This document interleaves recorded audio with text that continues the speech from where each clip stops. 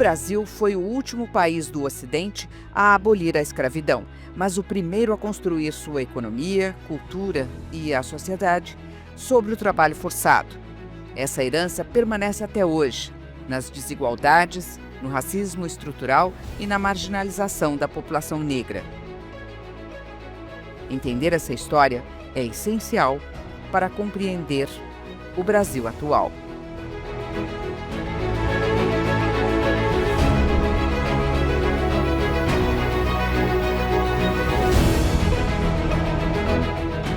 O Dia Nacional da Consciência Negra foi instituído oficialmente no Brasil no dia 10 de novembro de 2011.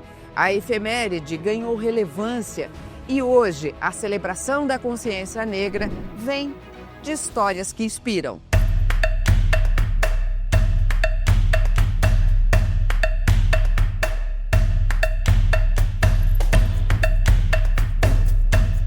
Dandara dos Palmares, uma mulher de coragem e força, cuja vida foi um ato de amor à liberdade.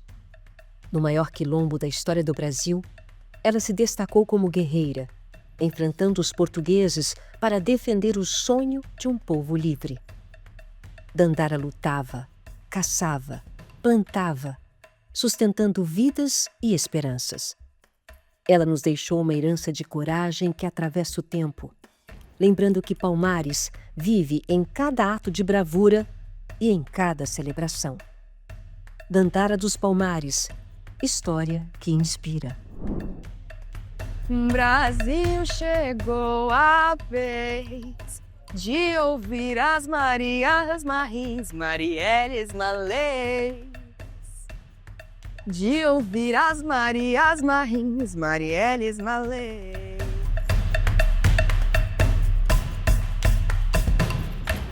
Nosso curso é de design de moda e a gente trabalha muito com manualidades, né? Então a gente se inspirou no artesanato africano de culturas como Zulu, Maasai. Tem assim uma cultura riquíssima em artesanato, eles fazem joias maravilhosas, eles trabalham basicamente com miçangas, né?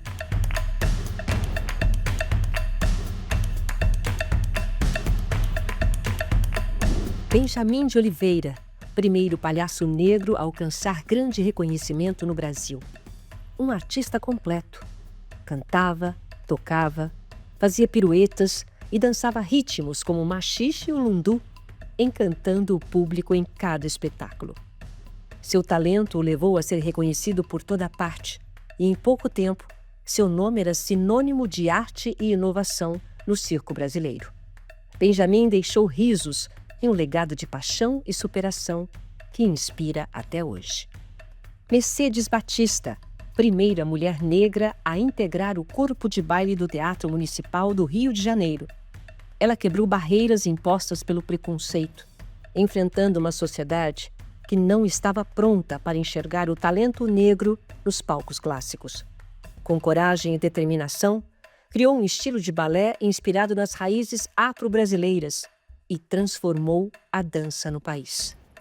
Em 1960, na Acadêmicos do Salgueiro, sua coreografia uniu a dança clássica e o ritmo do samba, revolucionando o carnaval e eternizando seu legado.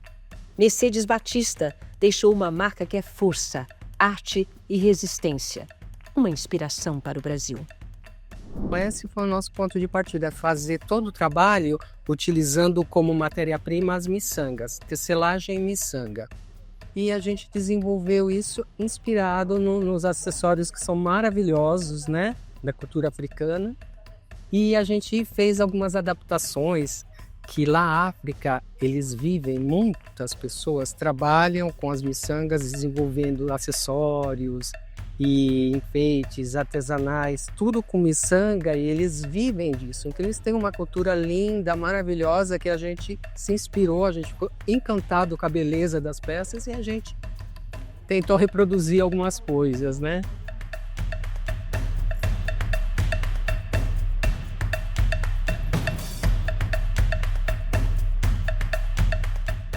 Trago de inspiração de base, né, que eu tenho a minha religião, né, eu sou do candomblé, então essa questão da cor, da miçanga, da música, de tudo que está sendo trazido aqui, é a questão da minha infância. A gente não é só um objeto, a gente não é só uma mão de obra, a gente não é só uma propaganda para promover a sua indústria ou qualquer coisa do tipo. A gente é pessoa, a gente sente, a gente vive, a gente sabe. Então, ver isso, né, de tipo assim, trazer o canto, trazer a dança, trazer a cor, trazer essa questão do calor humano.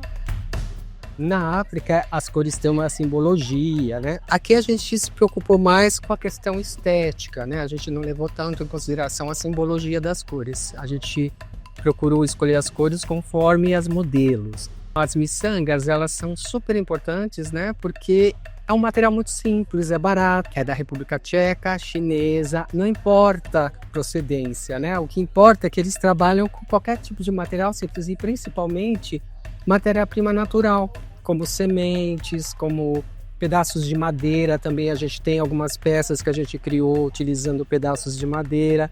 Então é tudo muito artesanal, muito simples, e eles criam coisas magníficas, né? E quanto à questão das cores, cada cor ela simboliza, amarelo a riqueza, vermelho a força. Então tem uma simbologia para eles também, né? Essas cores fortes.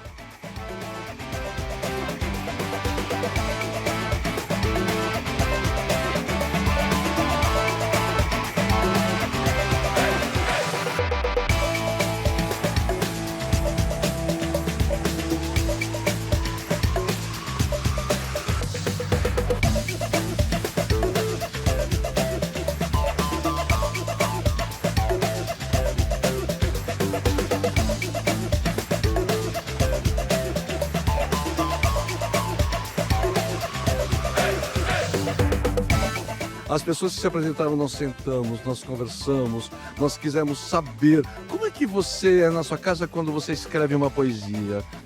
Então é muita leitura, é muita pesquisa, mas ao mesmo tempo muita escuta. Escuta a partir dos artistas. O que é que eles trazem pra gente e a partir disso a gente coloca no palco. Em nossas memórias, um caminho para criarmos novas histórias. Histórias felizes, onde não teremos finais tristes. Onde olharemos sempre à frente, tendo sempre em mente um lindo nascer do sol. Forte e radiante, mais suave. A gente tem se esforçado muito para combater todo tipo de preconceito. Nós temos uma política contra a assédio, contra qualquer tipo de violência dentro do ambiente de trabalho. Nós temos uma política a favor das mulheres. Nesse mundo, como uma mulher preta, ainda sou muito nova. Gerações passadas, a minha, sofreram muito mais, passaram por diversas coisas. Então, acho que eu, como pessoa nova aqui hoje, posso inspirar outras pessoas mais novinhas do que eu. Assim como minha mãe, por exemplo, me inspirou, como minha avó me inspirou. Posso ensinar para essas crianças tão novinhas que elas podem estar aqui. Elas podem cantar, elas podem dançar, elas podem se mostrar e fazer o que elas amam. De samba pra gente sambar. Não deixa o samba morrer, não deixa o samba acabar. Que o morro foi feito de samba pra gente sambar. Não deixa o samba morrer, não deixa o samba acabar. Que o morro foi feito de samba. De samba pra gente sambar.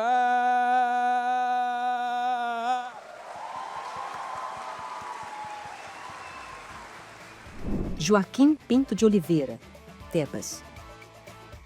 No coração de São Paulo do século XVIII, um homem venceu a escravidão e transformou a arquitetura da cidade com o seu talento. Joaquim Pinto de Oliveira, o Tebas, deu vida a igrejas e monumentos que permanecem até hoje como verdadeiras obras de arte.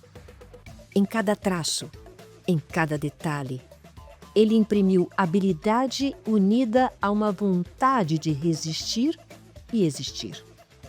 Tebas deixou uma marca eterna na história da cidade e em cada obra que tocou. André Rebouças, um nome que ecoa história e coragem. Primeiro engenheiro negro do Brasil, ele usou seu talento para transformar a engenharia e lutar por um país mais justo.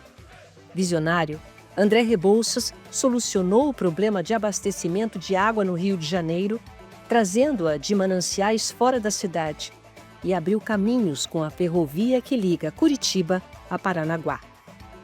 Mas André não sonhava só com grandes construções. Ele queria uma nação onde a liberdade viesse acompanhada de dignidade. Abolicionista, acreditava que a verdadeira justiça só viria com oportunidades e terra para os negros recém-libertos. Hoje, seu nome está gravado na Avenida Rebouças, em São Paulo. André Rebouças é lembrado como alguém que sonhou grande e viveu à frente de seu tempo. São histórias que precisam ser sempre lembradas, relembradas, para que as pessoas não se esqueçam da importância de cada uma dessas personagens que apareceram, que há muito mais na cultura, na música, na literatura, no esporte, enfim. Há muitas histórias que realmente inspiram, que elas não podem, não devem, não merecem ser esquecidas. Carolina Maria de Jesus. Mulher, catadora de papelão, Carolina se tornou uma das escritoras mais lidas do Brasil. Com O Quarto de Despejo, seu primeiro livro, lançado em 1960, Carolina conquistou leitores em 40 países e teve a obra traduzida para 16 idiomas. Mas Carolina era muito mais. Cantava, escrevia poesias, crônicas, peças de teatro e compunha músicas. Com cada linha, trouxe à tona a vida da favela, a força do povo negro. Sua escrita é uma celebração da coragem, da autenticidade e da força de quem nunca desistiu de sonhar. Carolina Maria de Jesus segue viva em cada página, uma inspiração que nos lembra da beleza e da potência da voz negra brasileira. Eu e meu irmão, na verdade, nós fomos os primeiros negros do Colégio Objetivo em São José do Rio Pardo. E aí, quer dizer, depois de um tempo, né, depois de formada, professora da Unip. O que me inspira também é a referência que eu tenho, né, dos meus pais. O meu pai, por exemplo, né, tem 2 graduações e uma delas na Unip. Então, assim, o que me inspira, na verdade, é entender aonde eu estou, né, e aonde eu cheguei e para onde eu quero ir. E o quanto a universidade ela pode proporcionar para as crianças e para os jovens, né, essa oportunidade de querer ser o que eles quiserem.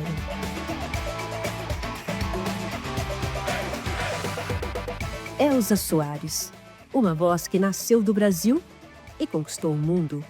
Mulher forte, cheia de talento, transformou sua dor em música e se fez gigante. Com sua voz rouca e poderosa, Elza cantou sobre a vida, a resistência e a coragem. Em 2000, ela foi eleita pela BBC como a cantora brasileira do milênio. Com o álbum A Mulher do Fim do Mundo, ganhou o Grammy Latino. Elza encarou cada desafio como uma nova chance de se reinventar, sempre levando sua história ao palco com orgulho e intensidade. Ela lutou até o fim e nos mostrou que resistir também é uma forma de triunfar. Antonieta de Barros, primeira negra brasileira a conquistar o mandato popular. Deputada estadual em Santa Catarina, ela fez história ao propor, em 1948, a lei que criou o Dia do Professor, uma homenagem que anos depois se tornaria oficial em todo o país. Educadora, jornalista e defensora incansável da igualdade, Antonieta acreditava que a educação era o caminho para a liberdade e para a transformação. Em cada ato, deixou uma marca de coragem e dedicação, dando voz à luta pela justiça e valorização da cultura negra no Brasil. Antonieta nos ensinou que conhecimento é poder, poder de mudar, de fortalecer e de construir. Eu tô me sentindo assim, um momento único, que assim, a gente não esperava, e maravilhoso. Tô me sentindo muito bem.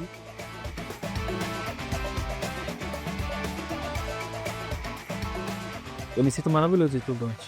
Simboliza a luta de um povo, né? a nossa luta, né, do nosso povo negro, na verdade. Por isso que ele simboliza o empoderamento, de levantar a autoestima. Eu não tinha espaço, eu não tinha representatividade, eu não tinha nada. Então, ver hoje, por exemplo, uma faculdade que nem a Unip, que é uma faculdade particular, é uma faculdade que tem nome. Então, ver um ensino dessa grandeza, dar espaço para isso é muito importante, é bem gratificante também.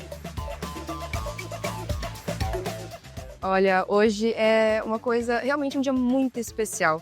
Eu acho que ver uma instituição tão grande assim, fazendo algo tão bonito e tão representativo, traz realmente muita força para continuar mesmo, sabe? Para a gente saber que nós podemos estar em qualquer lugar.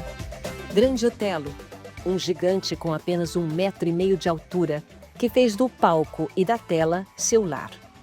Nascido em Uberlândia, Minas Gerais, ele começou sua trajetória ainda menino, aos 8 anos, na Companhia Negra de Revistas, ao lado de mestres como Pixinguinha. Ali, já brilhava e mostrava a força que o levaria longe. Ao longo de sua trajetória, marcou o cinema brasileiro em 118 filmes e deu vida a personagens inesquecíveis, como em Macunaíma, com o qual mostrou sua genialidade, seu humor e sua força única. Grande Otelo permanece como talento excepcional, uma presença eterna na história da arte brasileira. Prazer muito grande estar aqui essa noite. Queria começar saudando a nossa magnífica reitora, doutora Sandra Miessa de Gênio, e dizer, minha eminente reitora, que eu tenho certeza que o nosso saudoso reitor, João Carlos de Gênio, está aqui conosco essa noite, e não só está conosco, mas está muito emocionado, muito feliz, porque esta também era uma agenda do nosso reitor, João Carlos de Gênio. E eu falo isso porque presenciei essa situação. A questão de 1 ano eu fui convidado pelo também reitor da Zumbi dos Palmares e hoje também um dos homenageados, professor José Vicente, para contribuir nos estudos da Universidade Zumbi dos Palmares, que é uma universidade que eminentemente é voltada para o público negro, e eu fui até a Zumbi dos Palmares conhecer as instalações da Zumbi dos Palmares. E nem todas as instituições têm a sorte de ter um prédio e uma estrutura tão bonita como essa que a gente tem na Unip. E percorrendo a Zumbi dos Palmares, em determinado momento vi um elevador, e nesse elevador, que é o único elevador da Zumbi dos Palmares, tinha uma placa enorme com o nome João Carlos de Gênio. E eu achei estranho, chamei o reitor, falei, mas meu reitor, por que o elevador tem o nome do doutor de Gênio, da Unip, da qual, aliás, eu sou professor, mas por que o elevador tem o nome do doutor de Gênio? E aí o reitor da Zumbi disse, porque esse foi um presente do doutor de Gênio, é o nosso único elevador, e o doutor de Gênio nunca quis dar publicidade, mas ele nos deu esse presente. E disse mais, disse, Costa Wagner, deixa eu te contar uma coisa.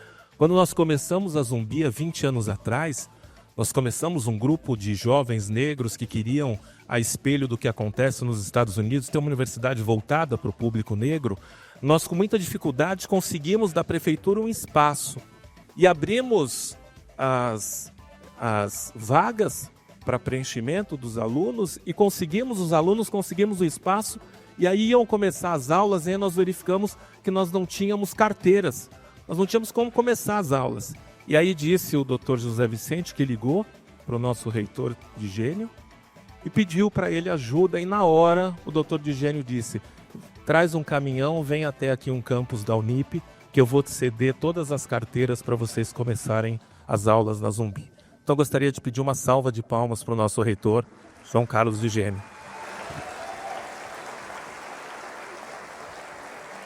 E rapidamente o que eu queria dizer para esse público e para as pessoas que estão aqui é que eu sou um homem pardo e é importante que se entenda que pelo IBGE a população negra é formada por pretos e pardos.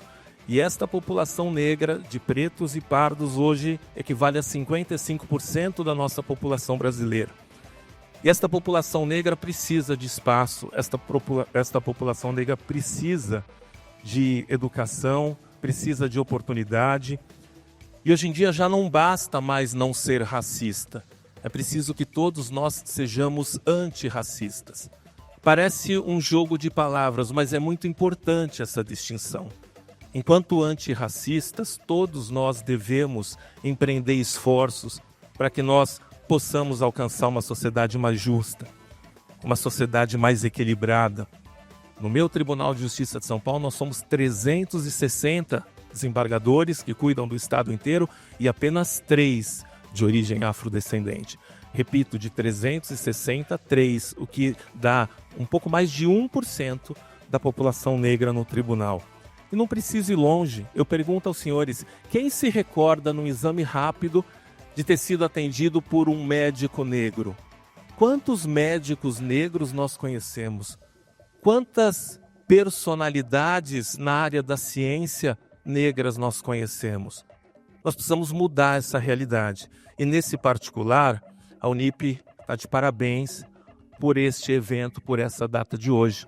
Eu queria terminar contando uma história que, certa vez, uma famosa cantora chamada Dolores Duran, que se apresentava num ambiente no Rio de Janeiro, no final da noite sempre tinha um sujeito rico que mandava um bilhete para que ela cantasse algumas músicas, mas ele assistia ela se apresentando de costas, porque ele se recusava a vê-la porque ela era negra. Então ele ouvia e dizia: esta negra tem uma voz muito bonita, mas eu não quero assisti-la. E mandava, repito, sempre pelos garçons as músicas que ele queria que ela cantasse. E ela cantava e em determinado momento ela ficou revoltada com aquilo, chamou um garçom, depois de muitas noites, falou: por que aquele sujeito, quando eu começo a cantar, fica de costas para mim?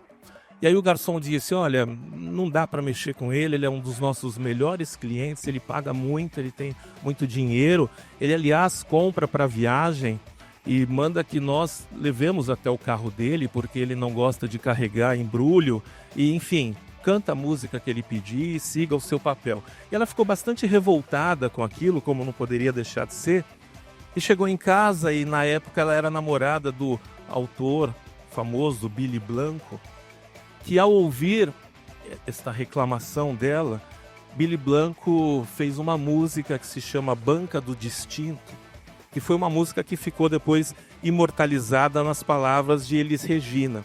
E eu queria só ler uma parte dessa música porque a mim toca muito e acho que resume essa situação.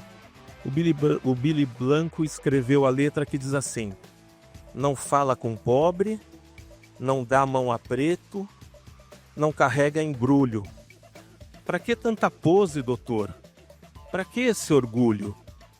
A bruxa que é cega esbarra na gente e a vida estanca.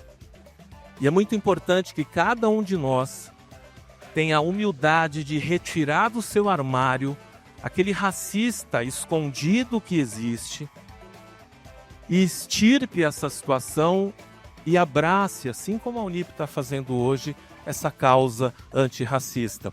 Eu termino citando o padre Antônio Vieira, que diz: os passos passam, mas as pegadas ficam.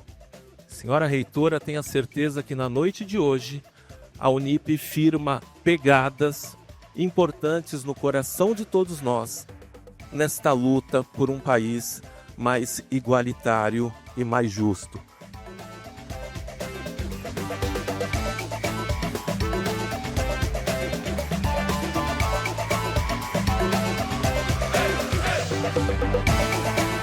Quando se fala de cultura africana, de cultura afro-brasileira, é de um universo riquíssimo. E nós somos muito felizes de estarmos num país que tem essa riqueza. É uma riqueza cultural inestimável a cultura afro-brasileira, é uma riqueza inestimável a contribuição dessas culturas africanas no Brasil. Isso eu te afirmo categoricamente e com muito orgulho. Nós somos muito felizes por termos essa riqueza que se chama cultura afro-brasileira. Eu iniciei há pouco tempo, eu sou novo, né? Mas eu estou numa cidade desde que nasci. Eu faço parte desse mundo do carnaval desde quando eu sou criança, desde quando eu nasci. Então eu tenho bastante visibilidade, aprendo muito. E mais do que as pessoas aprendem comigo, eu aprendo mais com elas.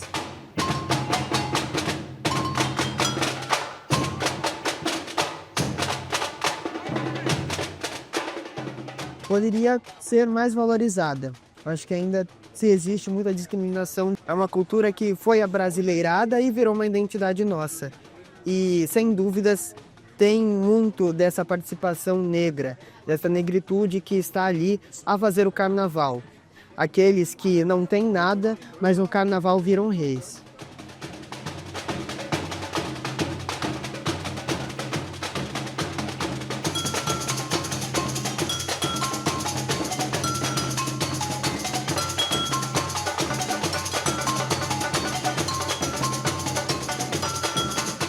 Acreditar que a gente pode tudo, né? Desde que a gente realmente queira fazer. Então a inspiração que eu deixo para vocês hoje é isso: acredite em você e faça tudo que você tem vontade, porque eu acreditei e eu tô aqui.